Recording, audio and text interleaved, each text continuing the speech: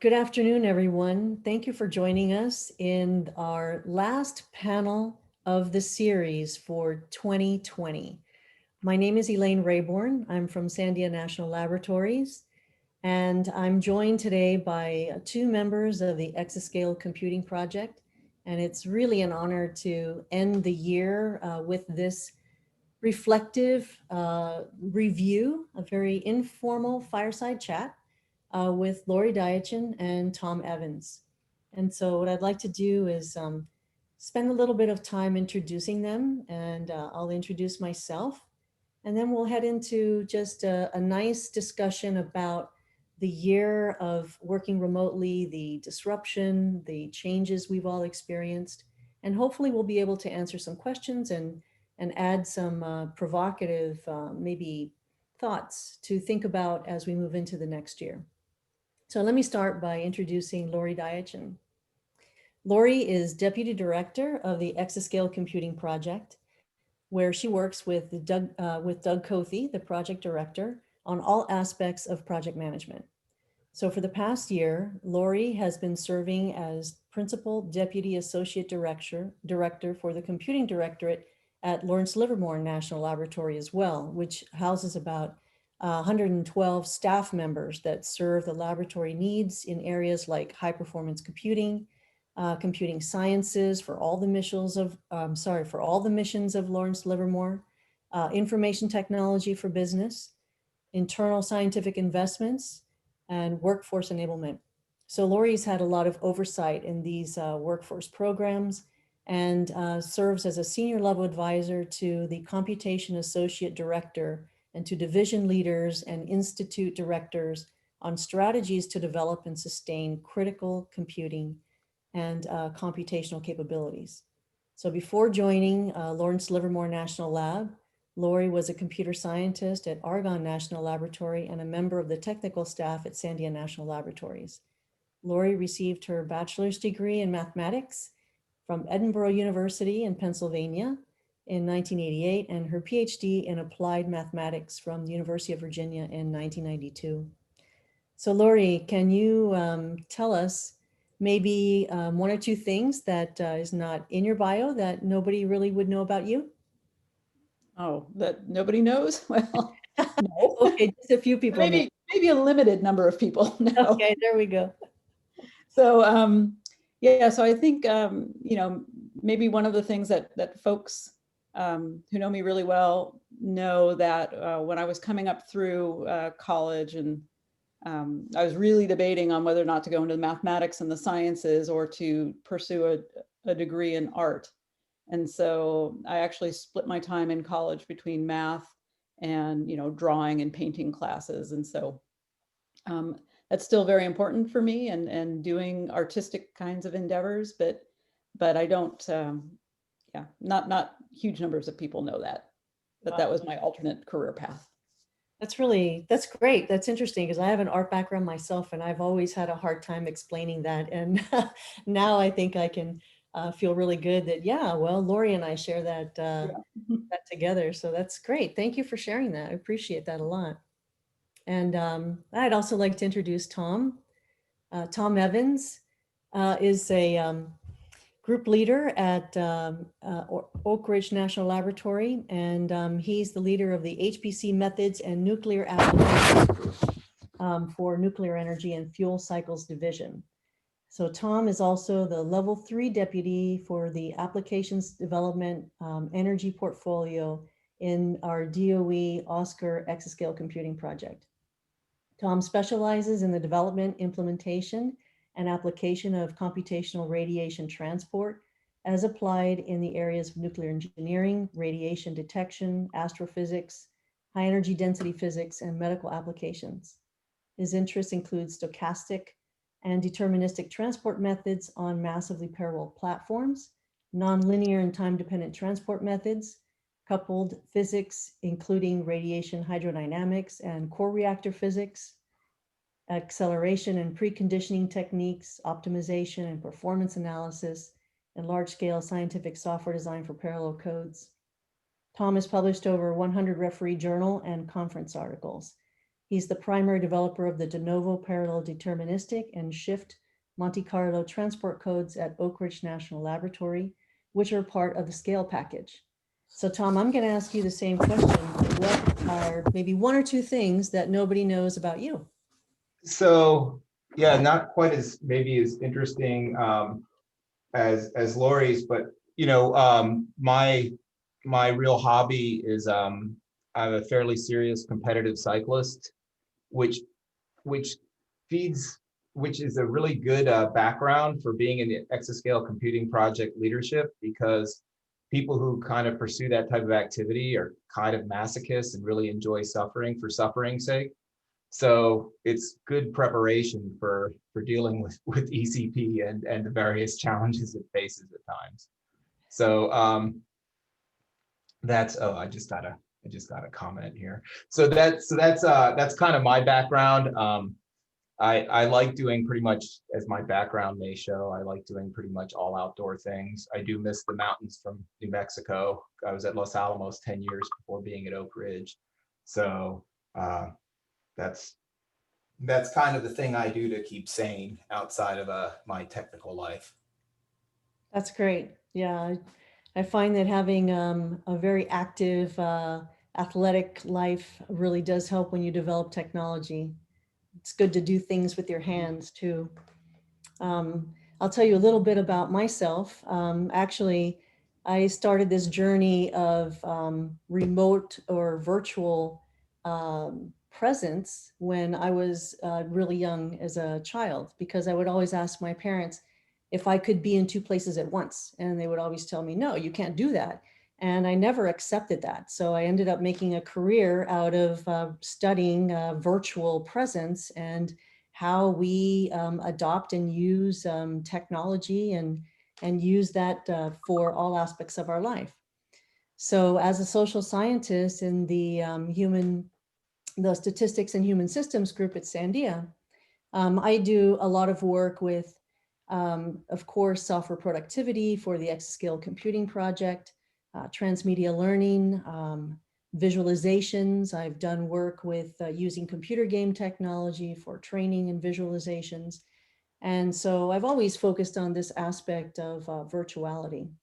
I've also worked remotely for a number of years from Sandia. I was a fellow for the European Research Consortium Informatics and Mathematics. And I worked over in Germany and in France. And I've also worked in the UK with Beat British Telecom. So currently I'm a PI for the IDEAS-ECP project at Sandia, and IDEA stands for Interoperable Design of Extreme Scale Application Software. So with that, now that you know a little bit about us, Laurie, I wonder if you wouldn't mind giving those members of our audience just a little bit of background about ECP, as we are a virtual organization. Sure. So ECP was started in 2016.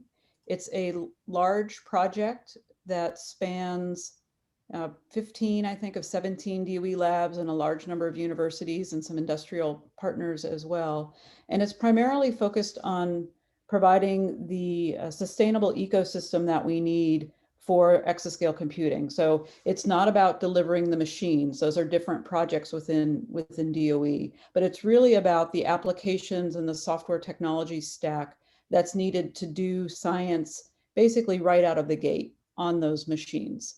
And so we have about 1,000 researchers and staff who are working on various different aspects of that mission area. And we are anticipating completing the project in 2023. So it's a large 7-year project that, again, is very distributed across the United States and now has some additional participants in Europe, some even coming on recently because of COVID. And the difficulties in bringing people from international to be hired into the labs. We've had to make accommodations for that. So we can talk about that a little bit later. So yeah, if anybody has other questions about ECP, I'm happy to handle them, answer them, but that's the basic background. That's great. Thank you. I'm glad that you gave us a little bit of idea of the fact that we are a group of 1,000 researchers, and that means a lot of different code bases, a lot of integration and working together, collaboration that needs to happen. So I'd like to start by just asking you and Tom, how do you think the pandemic impacted ECP, if at all, and what were some of the ways that ECP really responded and adapted to the pandemic? So I can start and then hand it off to Tom. Okay. So the ECP has had some impact from the COVID pandemic, and there's a number of ways in which that's happened. There have been, some teams who have struggled with productivity, just in terms of, and I think we'll be talking about this later, caregiver type responsibilities. So there have been some milestones that have been delayed because of the pandemic. We had several teams that when the pandemic started felt that they would be able to help. And so there were 5 teams within ECP that basically raised their hands and said, we can help with this. And so we deferred some of their current scope and had some draws on our contingency to allow those teams to work basically from about the April-May timeframe through September on things related to COVID research, different kinds of simulation technologies, improving the software bases that can be used for the pandemic. And then, as I already mentioned, some of our teams have struggled with hiring. So it's been more challenging, I think, to bring people on board during this time, particularly if they're coming from international institutions. A lot of the travel restrictions have prevented people from coming over. And so we have had to make accommodations to adapt to that by, basically placing subcontracts with some international institutions to allow them to begin work on ECP, which has been successful because we are a distributed community. We can do that. And that hasn't been a major change, but it has been an adaptation that we've needed to make.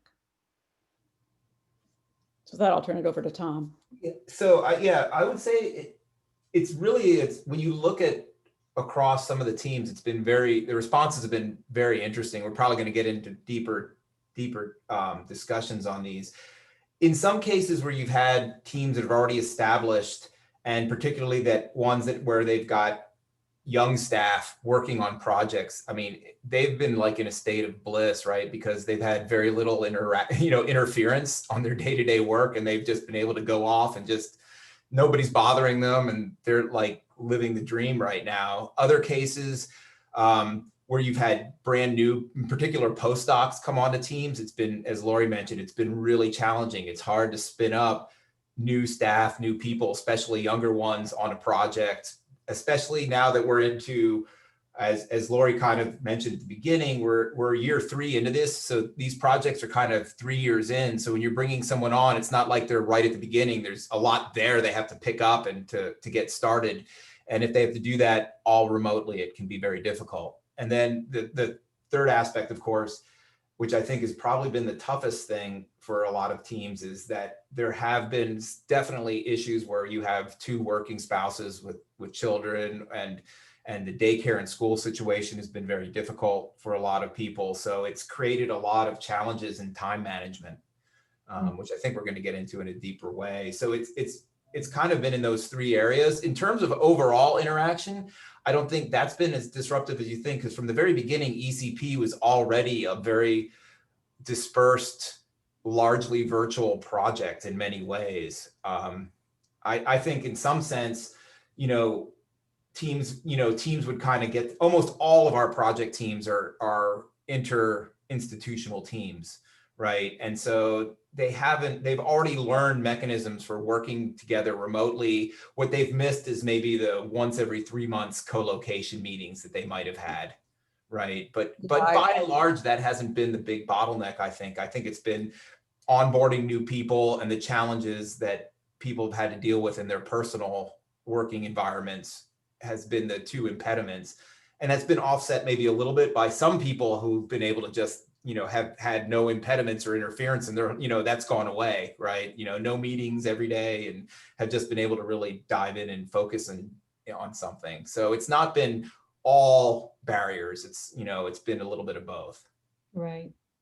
Laurie, did you want to add something to that? Well, no, I just want to echo that. I think one of the things that we are going to miss, and maybe we'll get into this later, I think teams have been able to be very productive, for the first, 9 months of this pandemic, since we've had shelter in place orders around the country.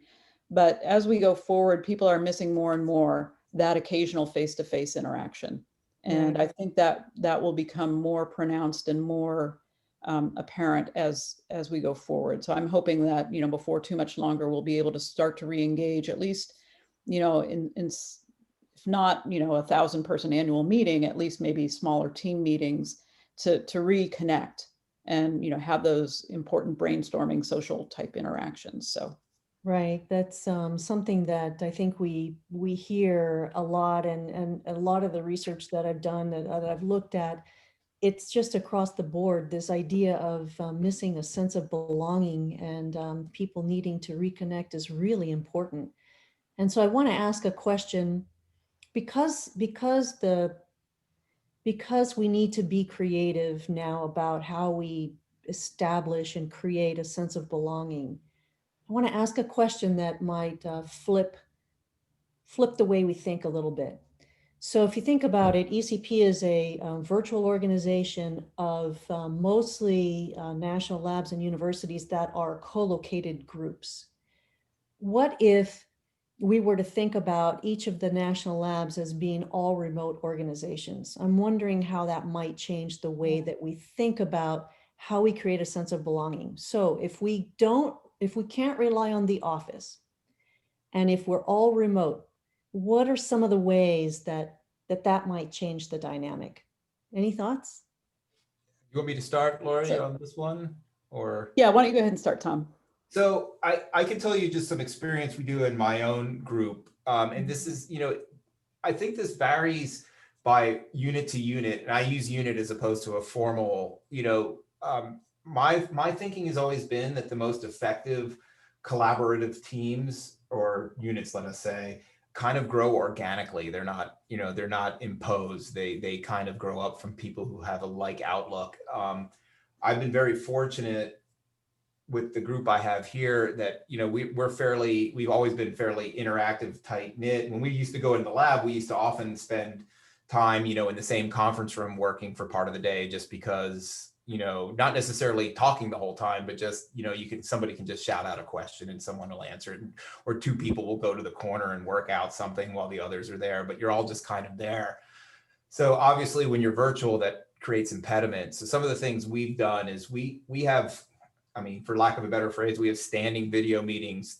Basically, we started 3 times a week. Now we're down to 2, and every other week is a purely social one. So, where we just kind of turn on Zoom and try to reconnect in that way. Sometimes we open up sessions and just work and stuff and let people do whatever they're doing. And if somebody wants to start talking, they can. If not, they don't. It doesn't replace being somewhere face to face, but it's more than just a formal meeting to discuss something, right? Because that's the common things. And obviously we supplement that with, the ubiquitous Slack use and everything else. But, sometimes you can only do so much through communication by typing, that's largely impersonal to some degree. But that's something we've been doing to try to keep that connection going. I would echo what Laurie said, that works reasonably well on a time, but when you miss these kind of over a certain period, you kind of still need to recalibrate, right? You need to get actually everybody in the same room, and we're getting on to 10 months now almost, which is hard to believe, but and I think people are starting to miss that recalibration part for sure. Yeah, I would agree with that. Laura, did you want to add anything else to this? Well, when I saw this question and what you sent us Tuesday, I thought about it in a different way. I was thinking about it actually from the perspective of, how would like the DOE be different if we went to remote first at all of the laboratories, right? And Right. so, I've been at 3 different laboratories in my career. Tom's been at 2 different laboratories. I think we could each speak to the fact that the culture at each one of the laboratories is different. There are rivalries among the laboratories for better or for worse. Los Alamos and Livermore were designed to be rivals in the nuclear weapons space because we needed that competitive, cross check and verification of what we were doing. But I was thinking about it. If everybody was remote first and we were, all virtual most of the time, then I think maybe some of those differences, cultural differences, would melt away over time, and that we would have more of a DOE culture rather than individual lab culture. I was wondering if in the long run it would help strengthen collaborations around the DOE, because there's less sort of identification with a local group and local set of technologies. And so maybe things would be more broadly considered. I was thinking about the idea of, having satellite offices that are just in, cities around the country. And, people from all different labs who happen to live in that city, Chicago or Atlanta or whatever it is, could get together. And that would then again foster this idea of a DOE community more than a lab community. So when I saw that question, that's kind of the direction my brain went, which is a little different than maybe you were thinking. But I thought it was a very interesting mental exercise to think about a world in which that was the case. Right. Right. Thank you. I'm so glad that you thought of it that way. I love this idea of having a collaborative workspace where you are put together because of your location. You form like an invisible college. Basically you're bringing together folks from different labs, but they're working together. I love that idea, and I think it is a good exercise to think about what we would be like if we were remote first. So I do think that we would have more of a DOE culture, less of a lab culture. And I think that we may also internally have more of a transparent flow of information and communication this way. But yeah, very good thoughts. I like those a lot. Actually, I would echo that in some sense. I didn't think of it that way, but in some sense, this has given opportunity for that same organic structure to grow, regardless of bounds, right? Like regardless of where you sit. We've actually seen that happen on some of these projects where we're interacting much more with people from other labs and other sites and even other countries for that matter than we were on a daily basis before this, just because, you're kind of forced to do this remote work, and all of a sudden it's like you start to connect with people in different ways, and all of a sudden they just become part of your network in that way. So I think some of that is definitely happening. Yeah, in a sense, you're connecting with others based on what brings you together intellectually or what you're working on. Yeah, and that's getting back to your point earlier too, Tom, which was that bringing your teams together. There just seems to be a lot more camaraderie. I think I've noticed that as well. I think ECP has actually really adjusted very well to this because ECP was already basically a virtual organization.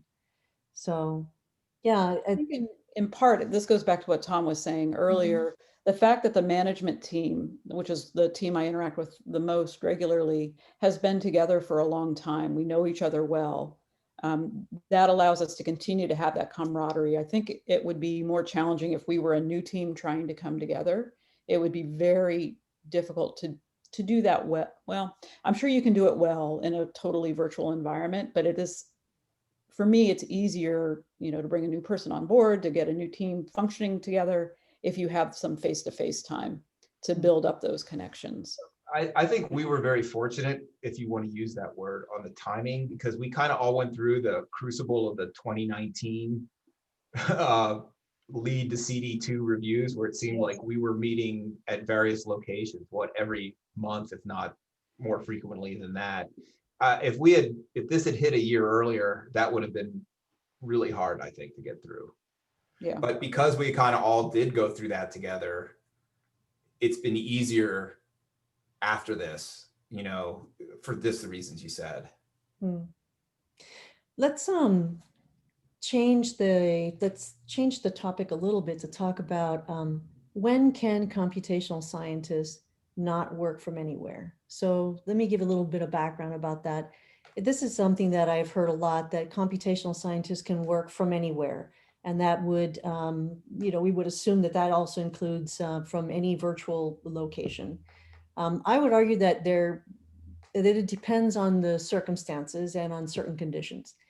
I'd like to hear your thoughts about this. I mean, what challenges have the teams encountered in working together? We know that they've been successful, but do you agree that computational scientists can work from anywhere? Can you do HPC from anywhere? If not, what are some of the impediments? You want to go first, Laurie, or do you want me to? Yeah, well, I mean, I would say that so in my view, in large part, computational scientists can probably spend the bulk of their time working remotely if there are the mechanisms set up to do and to enable communication and remote work that work for the team. So one of the challenges that maybe we'll be talking about going forward is if you're not all remote, if there's more of a hybrid situation where you've got a group in the office and satellite people, that can be much harder to manage. And so you have to be careful then about folks in that kind of a situation. So are we going to talk about that later, Elaine, or should I talk a little bit? We can talk about it right now if you'd like to move Yeah, in. because I was thinking about this hybrid situation because I felt like I was in that situation for a long time with ECP.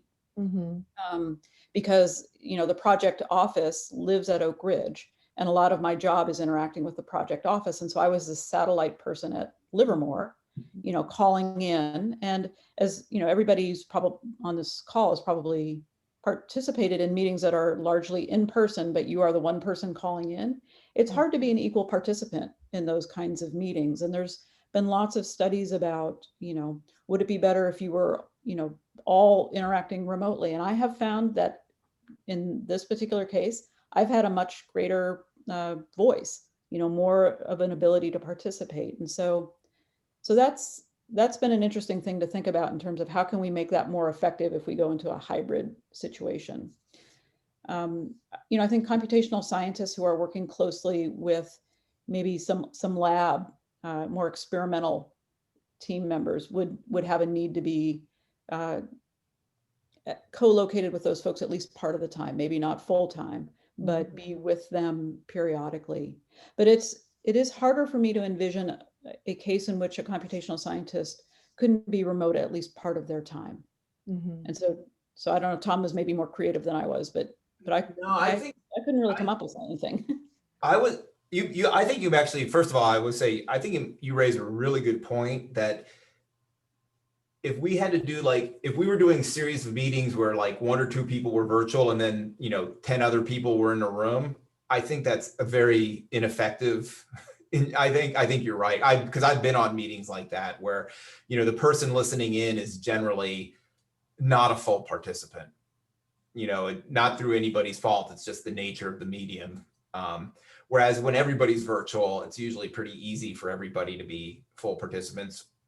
But I was thinking of this more from in terms of, what's the right work balance? My answer is, I think for many ways, and we've discussed this as a group, we've talked about future and, with various space crunches at lab, people are saying, well, if you guys can work remotely so well, why don't you just never come back, to some extent. And I don't think, everybody in our team doesn't really want to do that, but I think we're thinking a 60-40 type on average is actually not a bad thing, where people can kind of go away and get some space and not be encumbered by distractions, which are just inevitable that happen. But there's no replacing certain things. And I'm seeing some of the stuff on the chat, and I think they're related to this, is that, when you have an issue, when you're on site, I can walk to so-and-so's office and grab a whiteboard, and you can usually resolve it in a few minutes or something like that. Whereas you just can't replace that efficiency virtually, you know, because it's like, okay, I'll hit this person on Slack, hey, you around, you want to get on? And it's, you know, there are various digital tools for doing stuff like a virtual whiteboard and stuff, but it's not the same as standing at an actual whiteboard and working out something, or even standing over someone's shoulder while they're trying to run a problem or type something into a piece of code or do that. There's really, I have yet to find a completely effective stand-in for that, in spite of all our video tools. So I've always, you know, co-location, nothing can fully replace the efficiency of co-location when people are on the same page. The problem is not everybody's always on the same page, which is why I think ultimately a hybrid model for computational sciences can work out really well. You know, where something like, you know, you have a day where you're interacting with people for 4 or 5 hours at a time, but then you also need that time and space to go and think through a problem. You know, we're doing, you know, I think it's fair to say we're doing pretty complicated stuff in ECP. And I think people are pretty well aware of the literature that says, you know, the more multitasking you do, if you're kind of doing 2 or 3 things at once, you're not 33% efficient on all 3 things. You're more like 20% efficient doing 3 things at once. And as that number of things goes up, your relative efficiency on each one drops significantly. And sometimes you need that block of, you know, of just solid 2 or 3 hours of time where you're kind of unencumbered by distraction to make progress on something. So finding that balance, I think a hybrid working model can actually be a real benefit there to doing that. That was kind of my thinking on it. I have another thing on that issue when we probably get to another point, but I'll wait for it. Yeah, I want to address one of the things that came up in the chat. Somebody was asking about classified work. That might have been Mark. So, you know, it's been interesting, the experiences at Livermore. So what if your job requires you to be in a classified environment, right? And I think what we have found, and it's been surprising to some of the leadership at Livermore, is that yes, there are times when you have to be in that environment to do the work. But for the bulk of the people, not everybody, but for, you know, a large percentage of them, they can still do a percentage of their job remotely, right? They don't need access to that classified information all the time. And so we have found that for many of our folks who do classified work, that it can be a 50-50 or a 60-40 or 40-60, right? It can be some dynamic range of how much they need to be in the office and how much they would need to be remote. But yes, those folks would need to be in the office or in at least a place where they could do classified work part of the time. Yeah. You know, I want to get back to something that both of you have said really, and that is, you know, you're talking about a portion of time that people would spend working remotely and a portion of time that they might spend in a co-located space. And so what is the right model for that? I think the real answer is going to be, it depends on the institution and the type of work. But I also think it's really important for us to be mindful of the other things that you've mentioned, which is, you know, you mentioned straight out of the gate, the sense of belonging. That's really important to really foster. You also mentioned the creativity that we have to foster too. You know, those whiteboard meetings, that's a great opportunity to get together at the office. But yet, what are some opportunities where actually an all remote solution is probably better? Probably most meetings that aren't, you know, involving a whiteboard could very well be, I would say, executed in a remote setting because of all the tools that we use to record the meeting, to monitor the meeting, the cadence, making sure that everybody is part of it. So oh, go ahead, Laurie. Well, I was going to say there's an example that came up recently. Our lab director is about to retire, and I participated in a focus group of senior managers, you know, and we were getting together to talk about, you know, what are the kinds of things we want the interview committee to ask candidates. And at the end of that series of meetings, a number of people commented that those particular meetings were much better handled remotely because we had access to tools for sharing documents, and we were all editing as we were talking. And so some of the things that that we have in terms of lessons learned about what's worked well now that we've been all remote, we should be carrying forward into our future, because there's a lot of good things that we have learned through this experience that we can take forward where we're more effective, as you were talking about. Well, I'll add another one for me. And before I say, are there any DOE program managers on right now before I say this? Doing DOE briefings, that's been a game changer. Being able to do these remotely. I know there's probably plenty of people on the call who've done the fly up Monday night, give 4 office briefings on Tuesday, go back to, and for people from Livermore, it's a 3 or 4 day trip, right? Yes, I've done that. I know from Los Alamos, it was terrible, right? Because you have the 90-minute drive down to Albuquerque, and it's just as bad, right? But from here, it's not so bad. I can fly up in the morning, do a set of briefings, and be back in the evening. But still, the ability to do DOE briefings, where in all honesty, you really don't have to do these things face to face. Maybe once a year it would be good to do that. I'm not sure of the right time, but being able to do kind of regular DOE briefings with program managers, it's a lot easier to get their time and schedule it, because you don't have to schedule 4 of them in one day, because you can stretch them out if you have to, because they're all going to be virtual anyway. It's just, we can do this much more effectively at a much lower cost, and it's much less taxing on people. I mean, I've known people, especially from Berkeley and Livermore and Los Alamos, first and foremost, who just spend unbelievable amounts of travel hours just going to Washington for these one-day meetings. And as far as this has got to be just everybody I've talked to would rather do this in perpetuity than go back to that. Well, for me, there were many times I was flying out and back. That's 8 hours of travel each way, for a 2 or 3 hour meeting, not even a full day. And I'm like, right, exactly. Really the best use of taxpayer dollars. And you're missing nothing by doing those virtually. Yeah.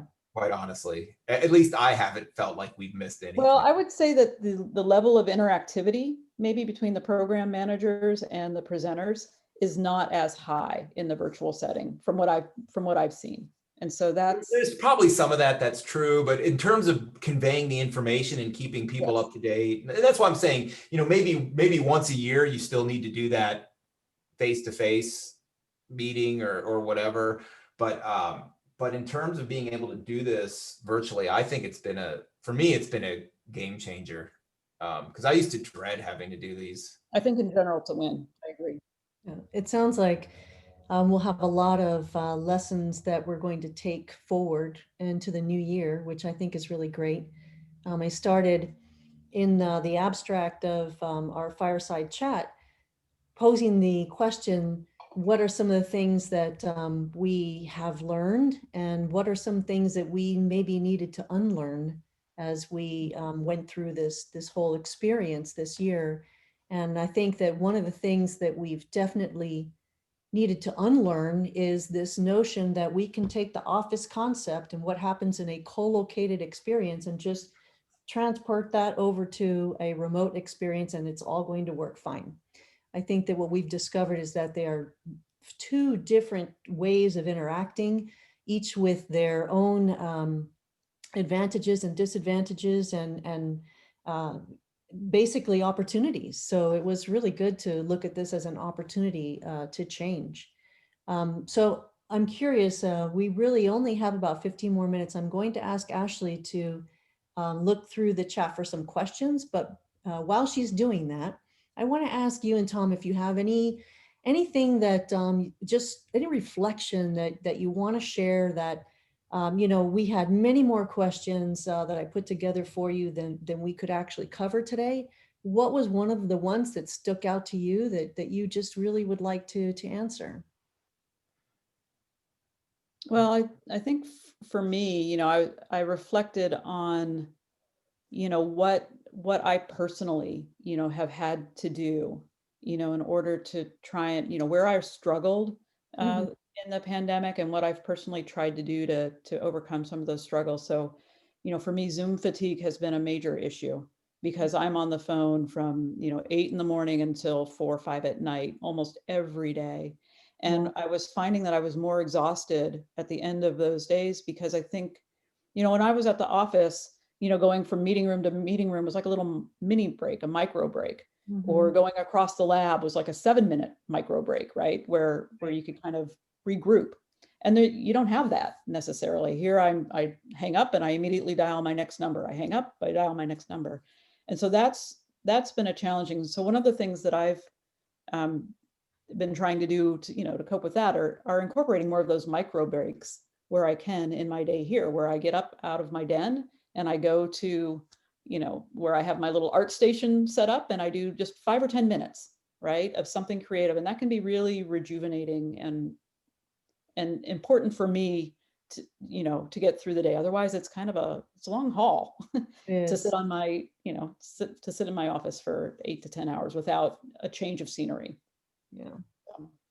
I was actually going to talk about on that point because I think it's a valid one. That I think, my kind of snarky response is we need to get our managers traveling again, because right now they're struggling to fill the hours. And so you just end up getting lots and lots of Zoom meetings all the time because it's like, hey, I'm here. I don't have anything else to do. They just find themselves with all this time on their hands because normally, they spend 200 days a year on the road traveling various places. So, I think all this hybrid Zoom stuff will work a lot better when we get them back on the road, because then it can be just focused on the stuff that is actually working.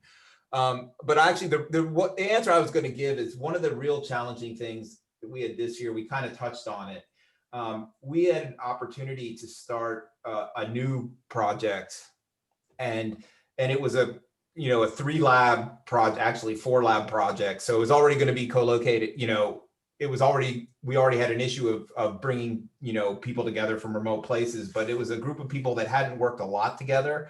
We were supposed to start in March, and my original plan was I actually had scheduled everybody was going to come to Oak Ridge for a month, and then we were going to go to Chicago because 2 of the labs involved were Fermilab and Argonne for a month in May, right? So we were actually going to basically send people to different spots to kind of co-locate and get just that really concentrated stuff, because my philosophy is starting up projects has always been to start with these very small groups, get everybody in a room, and kind of, because at the beginning of anything, you go through this inevitable thrashing phase, right? First of all, you have to give everybody an opportunity to kind of get their point of view on the table so that you can kind of start auguring into some direction about how you want to go as a group.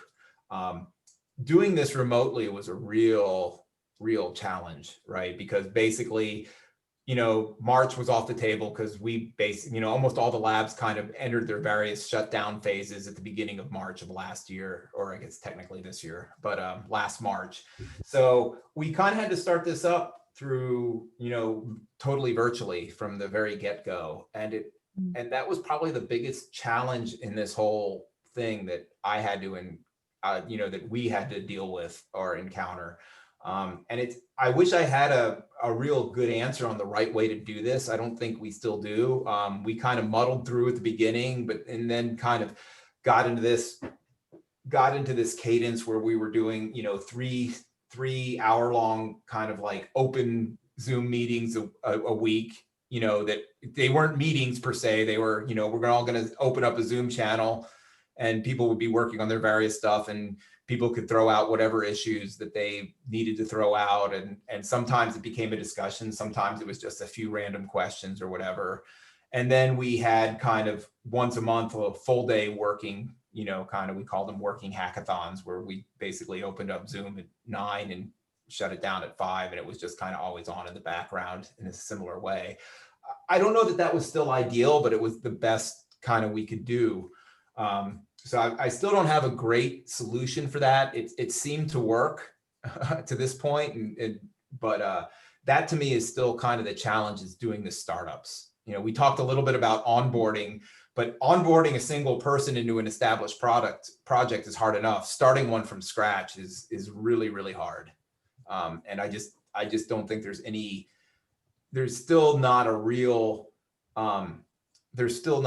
solid solution for that early phase co-locating of people at the beginning of things. So I think, in a hybrid sense, I think we know how to do projects once they're up and running. Once we kind of have these collaborations and directions set, I think we have a lot better idea of how to do that. But I don't think we have a real replacement yet for how to start something from scratch. Yes. That would be my feeling right now.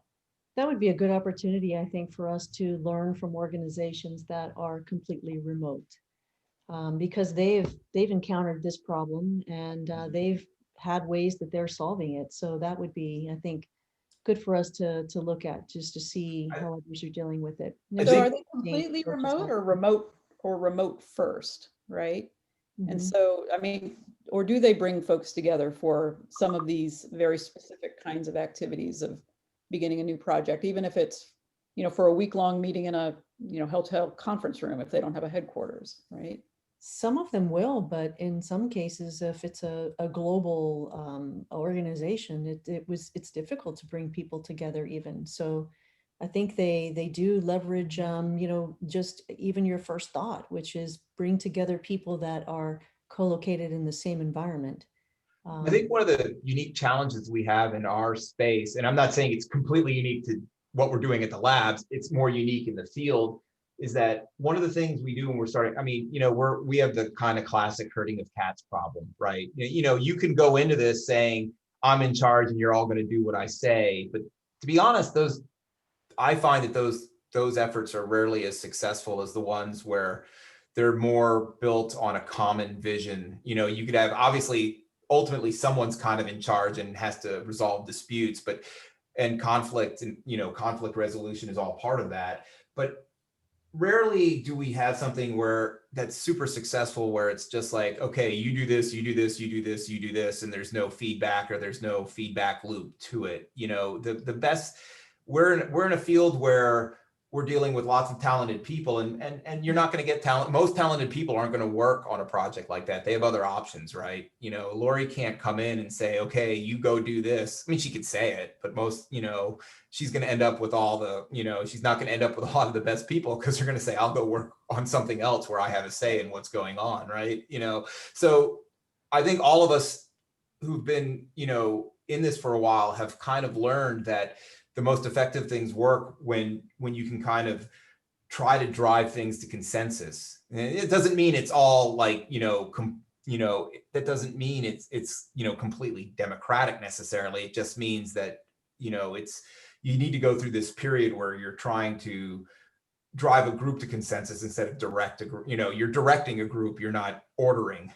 And so that's why I think, maybe in a more corporate environment, there's less of that. I can't speak for that. Maybe there is more collaborative, but I get the impression that in some places where you're, particularly in software construction, it may be more where it's like, okay, your job is to write this widget, your job is to write this widget, your job is to write this widget, now go. All right. And I think our environment's a little bit different and more challenging that way. I mean, it's more challenging when we're face to face, for that matter. It has nothing to do with video, right? This is the art of taking, everybody in this has become a research scientist because they want to promote and push their own ideas, right? They didn't do this because they want to be told what to do necessarily. So it's the herding cats problem. I see. So Ashley, we only have a few more minutes, but do we have any questions from the chat? So what I can tell you is we don't really have any questions. This group of folks have been commenting really, I think, on 3 themes that have emerged from the chat, but we've been answering each other's questions. But those 3 themes are all things that you've already touched upon, which is we don't have a good replacement for whiteboarding. No one has found that magic tool, that electronic tool that really does a good job at replacing whiteboards. And we have talked about that before.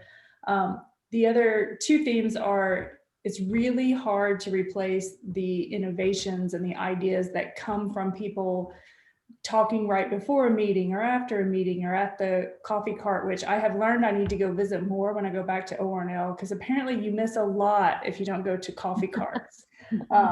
But just that just that spark of a conversation with somebody can really help propel ideas forward and projects forward. And then of course, you've already hit upon Zoom fatigue. And there are lots of good tips in the chat for people sharing their ideas and how they've conquered, maybe not conquered, because I think we're all still dealing with it, the Zoom fatigue. So I think, thank you all for those comments that you made. And they're all very important and they're all very real struggles. So thank you. That's great. So then maybe to close out our fireside chat, maybe what we should do is propose or think about what your New Year's resolution would be for us moving forward. So, we've got a new year coming. We're probably still going to be in the same situation. We're going to have some more focus on a hybrid approach. What are some of the things you'd like to see moving forward? What are some of the things that you would not like to see moving forward? I'll take a shot. I think it leads.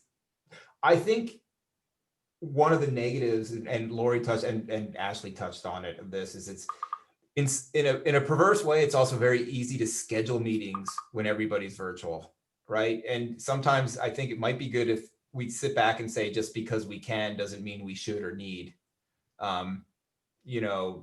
And that's something we should probably all keep in mind, because Zoom fatigue is very real. I'm seeing the chats go up, and I think Laurie made a great point, because I've had days like this too, where I'm like, why do I feel like such a slug? I've been, we hit 5 or 6 o'clock. And the other thing that happens to me, I don't know if it happens to others, is that I lose all sense of time. And part of it is because I work with people on the West Coast a lot too.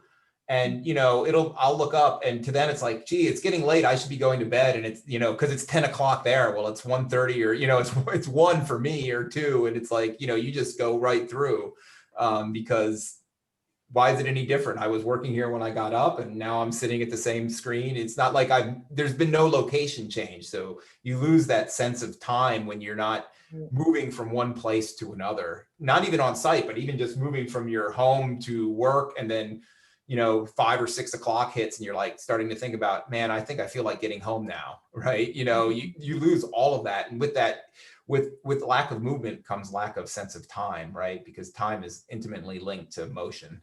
I've found that I've had to have markers during the day, like the use of different plates to, this is lunch, this is dinner, just so that I can give my head straight.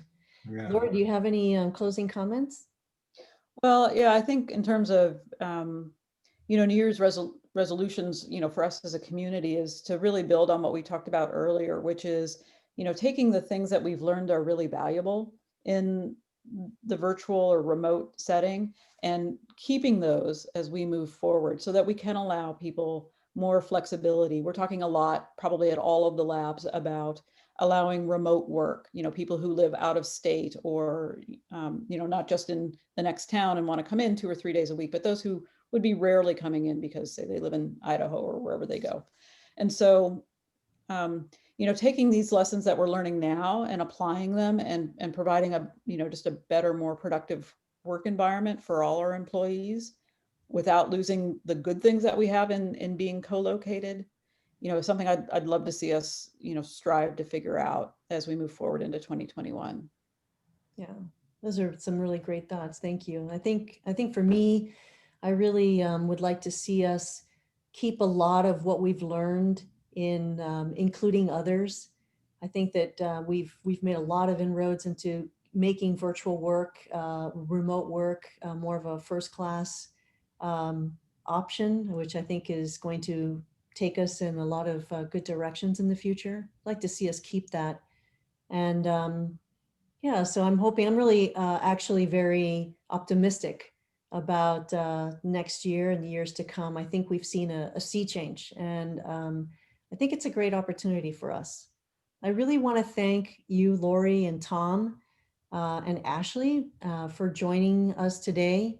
And I thank all of you for participating and for putting your comments in the chat. It's been a really nice discussion and a good opportunity to reflect on moving forward. And I'd just like to remind you that I hope you all have a very happy holiday. Be safe and take care of yourselves out there. Get some rest, relax, And we'll see you in the new year. So thanks very much to all of you. Goodbye. Thank you.